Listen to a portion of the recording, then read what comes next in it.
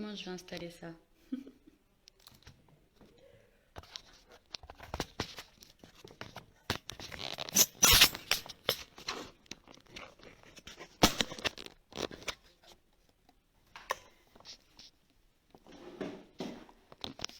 Hop là. Tac. Et hop. J'arrive, hein, je suis là. Je fais 2-3 réglages. J'avoue que je suis un tout petit peu à la bourre. Je viens de finir une consultation hyper intéressante. Bonjour à tous d'abord. Hop, je rapproche ça comme ça. Là, on a un peu, je suis trop petite. Hop là. Tac. Bonjour à tous, bonjour. On est jeudi et comme chaque jeudi, on est en direct pour parler de deux thématiques, celle des troubles du neurodéveloppement et celle du psychologue libéral en tant qu'entrepreneur. Bonjour à tous ceux qui arrivent. Salut Marion, tu as beaucoup de questions, ça tombe bien. Je suis là pour répondre à toutes les questions en toute transparence, sans tabou. Je vous invite juste à les poser dans le chat. Bonjour Véronique, je suis contente de te voir, bien qu'on soit jeudi, je sais que c'est pas le jour idéal. Merci de passer. Vous savez qu'il y a un replay sur Facebook automatiquement. Et Marion, donc, qui est une des assistantes de Genepsy, notamment sur l'organisme de formation Genepsy Formation, Marion est l'assistante et elle met toutes les vidéos que je fais là le jeudi sur YouTube. Donc elles sont aussi visibles sur cette plateforme. Je fais mon ménage. Oui, désolée, je vous ai peut-être un petit peu mis une envie de vomir, mais c'était pas très bien installé. Et comme je disais, ouais, je suis un petit peu à la bourre parce que je viens juste de finir une consultation qui était fort intéressante. Et je pense que cette consultation, ou du moins cette démarche de bilan diagnostic, fera l'objet d'une vignette.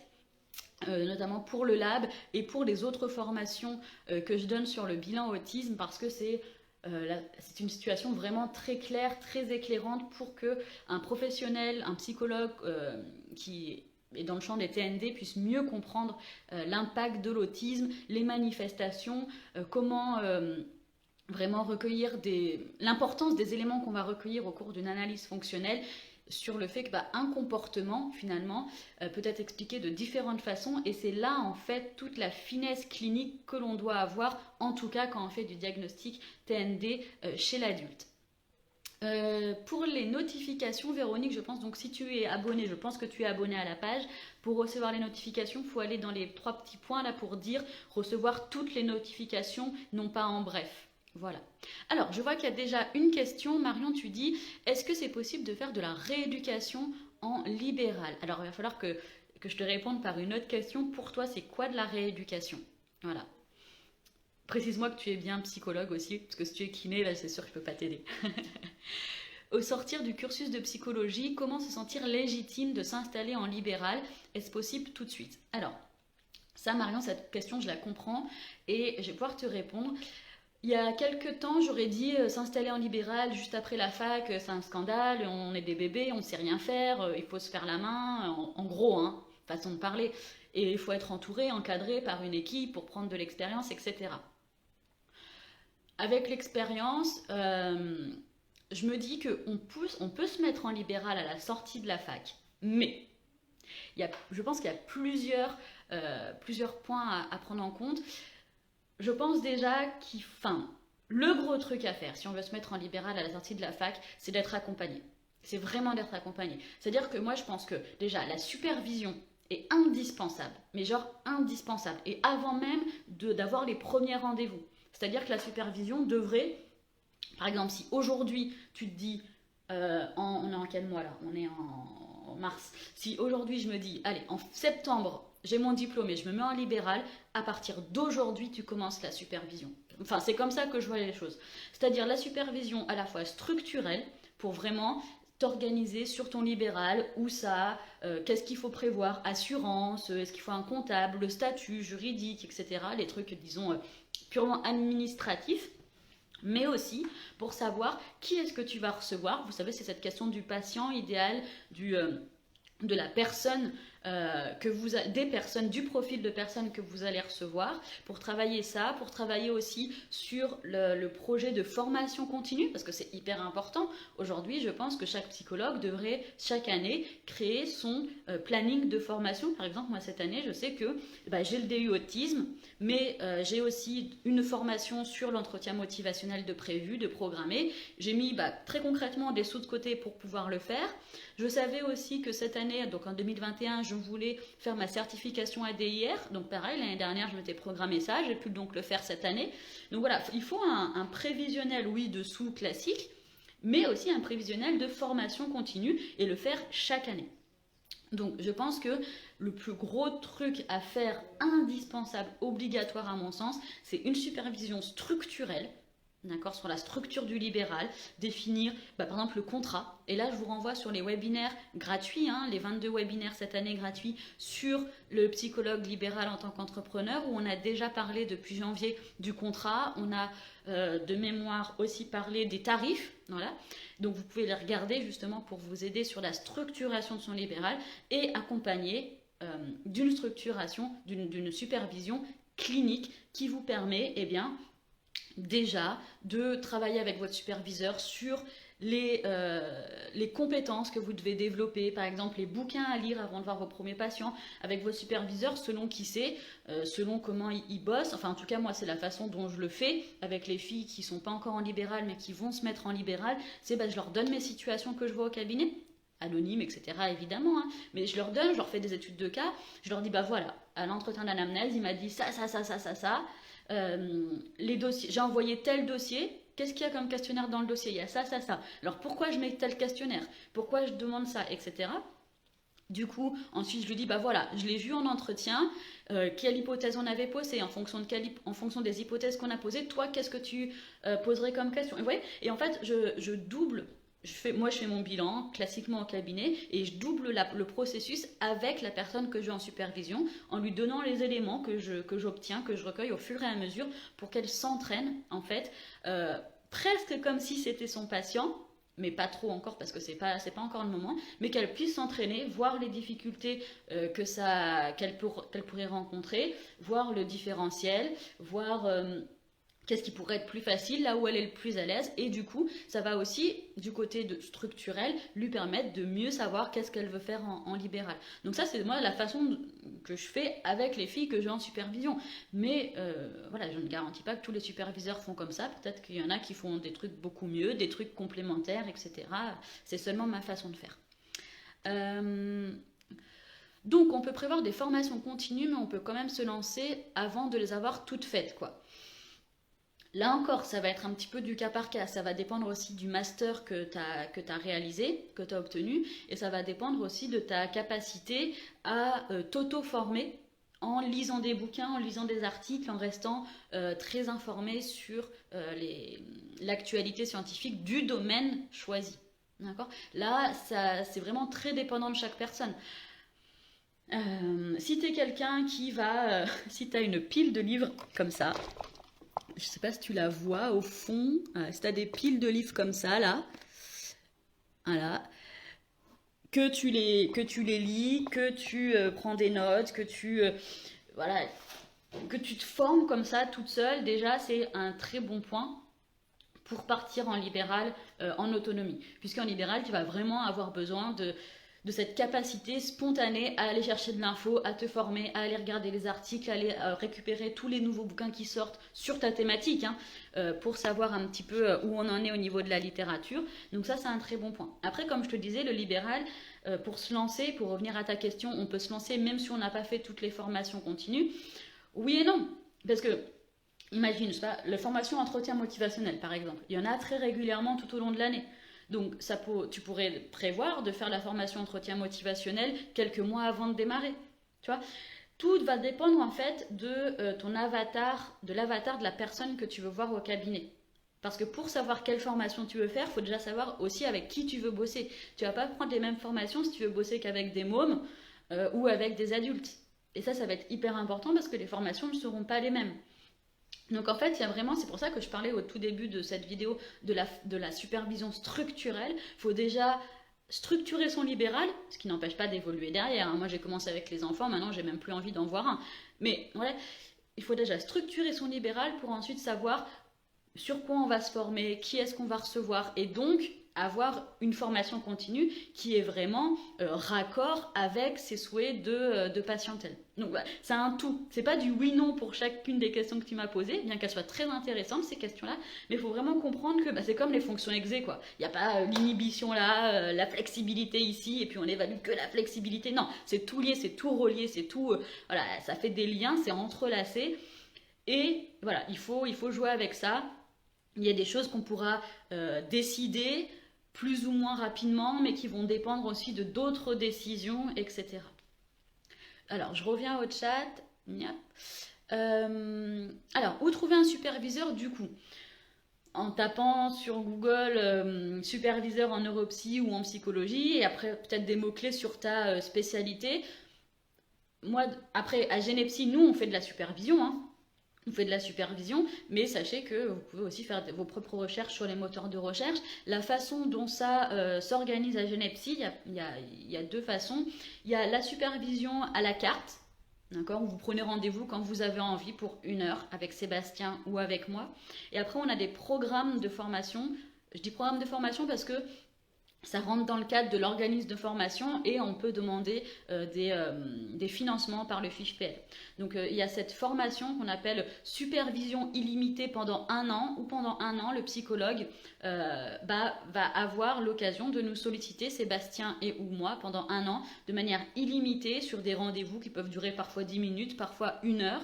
D'accord, c'est vraiment du sur-mesure pour des questions justement cliniques, de différentiel, de préparation de bilan, de comment réaliser un bon entretien initial efficace, de là je suis bloquée, je ne sais pas quoi faire, est-ce qu'on peut m'aider, là j'ai rédigé un compte rendu, mais est-ce que vous pouvez le commenter? D'accord. Donc là, ça fait partie de notre programme de supervision illimitée. Et vu qu'on pense avec Sébastien que l'intervision, ça reste quelque chose de très intéressant et d'enrichissant, les personnes qui font partie de nos groupes de supervision illimitée font aussi partie de groupes Facebook où il y a 10 personnes, 10 psychologues qui sont dans le programme de supervision illimitée, plus Seb et moi. Ce qui permet aussi de pouvoir poser des questions très régulièrement, quotidiennement. Si vous regardez les groupes là sur mon portable, ça parle pas mal. Et comme ça, tout le monde un peu peut se répondre, peut partager son avis sur une question, ce qui évite de faire des rendez-vous finalement qui peuvent être très courts. Et on peut être débloqué sur une situation en un petit message WhatsApp. Donc ça, c'est aussi très intéressant. Et puis, dans le cadre toujours de cette supervision illimitée, il va y avoir par groupe des webinaires privé. Par exemple, lundi dernier, de cette semaine, le groupe, un des groupes de supervision a dit nous on aimerait vraiment bien travailler tous ensemble sur la rédaction du bilan. Donc elles ont calé avec un doodle, puis en fonction des réponses une date. On a fait un Zoom et on a parlé pendant 2 heures spécifiquement de la rédaction du bilan. Elles ont le replay, ça appartient qu'à elles. Et c'était vraiment un webinaire privé où Sébastien et moi on a apporté des réponses vraiment qui étaient spécifiques à leur questionnement et encore plus spécifiques puisqu'on les connaît aussi individuellement. Dans ce programme, donc ce programme est adapté à ceux qui ne sont pas encore installés mais qui sont en train d'essayer. Oui, tout à fait, parce que déjà actuellement il y a des filles qui ne sont pas installées et qui sont dans le programme. En fait, elles recherchent justement à se préparer à se mettre en libéral.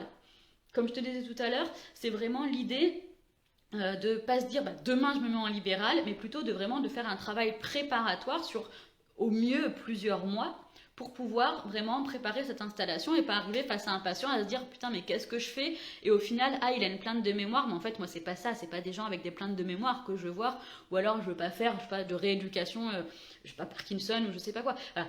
C'est vraiment d'arriver le jour où on a notre premier patient, on sait ce qu'on fait, disons un petit peu sûr de soi, sans être trop sûr, toujours avec un doute, mais vraiment on sait où on va, on sait ce qu'on fait, on sait quels patients vont venir vers nous, on sait pourquoi ils vont venir vers nous, on sait à quoi on va leur servir. Voilà. Essayer de caler tout ça et pas arriver devant le premier patient en disant ah ouais alors pourquoi vous êtes là en fait, mais du coup ce que vous me dites c'est pas du tout dans mes cordes, je vais vous réorienter, etc. Et avoir ça de manière régulière.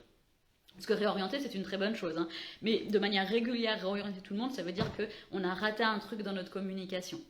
Donc, dans le programme de supervision illimitée qui est en place à Genepsy, on a des filles, parce qu'il n'y a que des filles pour l'instant, on a des filles qui sont avec nous dans le programme pour justement faire ce travail préparatoire pour s'installer en libéral. Voilà. Qui ont, comme tu dis, qui sont en train d'essayer.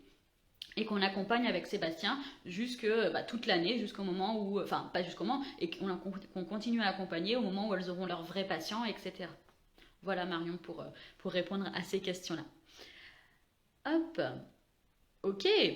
Alors c'est des questions très très intéressantes. N'hésite pas Marion si tu en as d'autres. Moi je voulais vous parler d'un différentiel, parce que j'ai eu quelqu'un en supervision là hier avant-hier. Et on a fait un différentiel entre des particularités sensorielles chez une personne avec de l'autisme et un syndrome, enfin une maladie, je ne sais pas comment on dit, il faudrait que je regarde, de Pica. Et c'était super intéressant. Est-ce que ça vous intéresserait que je vous en parle une prochaine fois? Parce que là, je ne sais pas si j'aurai vraiment le temps de vous en parler de manière très détaillée et j'aimerais pas le passer trop rapidement en détail. Je pense que ça mérite qu'on s'attarde dessus, qu'on s'arrête dessus. Donc je pense que la prochaine fois, je vous parlais une prochaine fois du différentiel entre particularités sensorielles dans l'autisme, avec, vous savez, cette recherche sensorielle spécifique aux personnes avec autisme, enfin souvent spécifique aux personnes avec autisme, donc le critère B4 du DSM-5, et avec le différentiel avec le PICA. Le PICA qui est une particularité, un trouble où la personne va ingérer des choses qui sont non comestibles et qui ne donnent pas de l'énergie à l'organisme. Donc voilà, ça c'était une de mes idées, puisque je l'avais eu en supervision, de vous en parler. Voilà, vous me direz en commentaire si c'est quelque chose qui vous branche. Et puis, eh bien, Marion, merci à toi d'avoir osé et d'avoir posé tes questions et d'avoir rebondi. C'est vraiment super top. Ok, eh bien, pour finir, je vous rappelle qu'il y a 22 webinaires gratuits tout au long de l'année. D'accord. Vous pouvez vous inscrire via Facebook et maintenant il y a une page réservée spécifique pour s'inscrire au webinaire qui arrive, mais aussi pour voir directement les replays de manière beaucoup plus simple. Le lien, il a été publié sur la page, on va le republier pour que vous l'ayez. Donc les 22 webinaires, il y a des replays, il y a 11 webinaires qui traitent des troubles du neurodéveloppement. Sur le mois de janvier et février, on a déjà parlé du diagnostic en psychologie, on a aussi parlé du diagnostic différentiel en psychologie, mais vous verrez qu'il y aura tout un tas d'autres thématiques qui sont prévues. Le programme est publié sur la page Facebook ici présente. Alors, Audrey, le PICA n'est pas réservé aux enfants. Eh bien, regarde dans le DSM, dis-moi si peut-être que j'ai raté quelque chose. Mais j'ai pas vu de critères indiquant que le PICA pouvait être diagnostiqué uniquement disons avant 18 ans ou avant 12 ans. Et du coup, on pourra en parler si justement on fait une petite séance sur le différentiel PICA, critère B4 de l'autisme. Marion, eh bien, il y avait ma première question sur la rééducation. Est-ce qu'il y a une patientèle qui peut venir pour un suivi AVC, par exemple dans la rééducation post-AVC ou TC? On envoie souvent les patients chez les orthophonistes à la sortie de l'hospitalisation. Alors, pour les questions de rééducation sur des troubles acquis, je ne vais pas être la plus forte parce que je ne connais pas bien cette population, je ne connais pas bien les techniques les plus efficaces avec EBP, Evidence Based Practice. Je pense que Lucas Rona pourrait avoir un avis là-dessus. Attendez, je vais voir si je peux le taguer. Hop. Parce que je sais que c'est des thématiques qu'il maîtrise bien plus que moi et du coup je ne suis pas en mesure de te répondre sur est-ce qu'il y a une patientèle qui pourrait se présenter en cabinet libéral pour des rééducations de troubles acquis. Ça je ne sais pas. Moi j'aurais pu te dire sur du programme d'entraînement aux habilités parentales, ça je sais, mais sur ce que tu me demandes je sais que ça existe mais je ne sais pas ce que ça donne. Et encore une fois, comment en définir rééducation? Parce que pour moi, c'est très très large. Il y a la stimulation cognitive, il y a la rééducation d'une fonction en particulier, il y a pourquoi pas de la psychoéducation. Enfin, il y a tout et plein de choses qu'on peut mettre derrière ce terme. Donc je pense que gagner en précision sur l'action qu'on veut faire auprès des personnes, ça permettrait de communiquer plus facilement. Alors, en cours, on l'a vu comme un trouble alimentaire de l'enfant. C'est pour ça que je regarderai dans le DSM. Alors, bouge pas.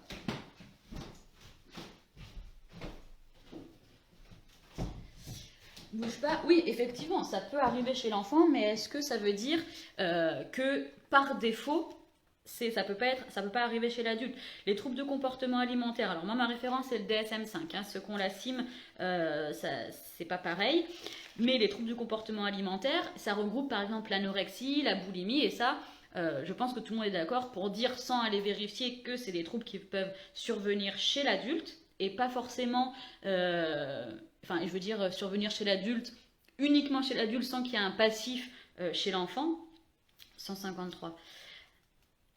Tac.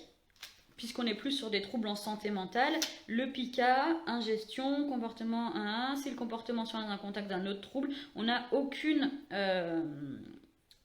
information sur... Enfin, comment on dit?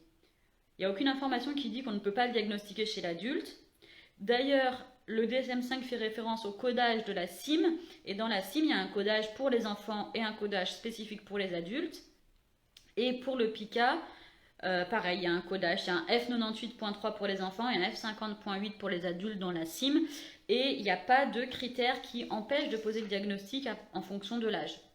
Donc oui, non. Voilà, je voulais pas trop m'avancer, on ne sait jamais, hein, tout le monde peut faire des erreurs. Mais voilà, je voulais pas trop m'avancer, mais effectivement, il n'y a pas de restriction de diagnostic par rapport à l'âge. Après que tu aies vu les troubles du comportement alimentaire spécifiquement chez l'enfant, c'est une chose, parce que peut-être que tu as un master ou tu avais un enseignement spécifique à l'enfant, mais voilà, c'est rare, hein, les troubles neurodéveloppementaux, non, pas du coup neurodéveloppementaux, ça marche pas, mais les troubles en santé mentale, c'est rare qu'ils puissent être, alors je suis en train de réfléchir en même temps, mais diagnostiqués uniquement chez l'enfant et pas chez l'adulte. Quel trouble en santé mentale? Bah tenez, c'est une question que je vous pose, parce que là tout de suite, en même temps que je vous parle, etc., ça va pas forcément être facile de réfléchir de mon côté, mais est-ce qu'il existe un trouble en santé mentale qui se pose uniquement chez les enfants, mais qui ne peut pas se poser chez les adultes? Est-ce que le top, on peut le poser chez les adultes, même si ça arrive peut-être peu fréquemment, mais est-ce que le top, on peut le poser chez les adultes? Est-ce que Seb est là? Je vais taguer Seb. Seb, bim. Est-ce qu'on peut poser un diagnostic de top chez un adulte? Alors après, il y a l'inverse, hein. Il y a des troubles qu'on va éviter, on va plutôt être dans une observation, dans une évaluation récurrente avant de poser un diagnostic, comme par exemple les troubles de personnalité. On va attendre un petit peu, on ne va pas poser ces diagnostics dans la petite enfance, hein. On va voir comment ça évolue. Donc il y a des troubles qu'on va éviter de poser tout de suite dans la petite enfance, mais est-ce qu'il y a des troubles qu'on peut poser que chez les enfants? Que chez les enfants. Et ça voudrait dire qu'ils disparaîtraient à l'âge adulte? Est-ce qu'il y en a qui ont des idées là dans le chat? Alors je regarde, hein, avec les grandes catégories. Parmi les troubles du spectre de la schizophrénie, bah, c'est plus attendre voir le développement avant de poser le diagnostic. Les troubles bipolaires apparentés aussi, les troubles dépressifs aussi, les troubles anxieux. Ouais, il y a peut-être des phobies spécifiques qui vont arriver plus spécifiquement dans l'enfance, mais ça ne veut pas dire qu'elles ne peuvent pas arriver à l'âge adulte. Les traumatismes et les facteurs de stress, oui, bah, forcément, du coup, disons les incestes infantiles, il va falloir que la personne soit enfant, mais on peut imaginer aussi des comportements incestueux envers des adultes, hein, pourquoi pas. Donc, après, des troubles dissociatifs, l'ingestion d'aliments, troubles du contrôle sphinctérien.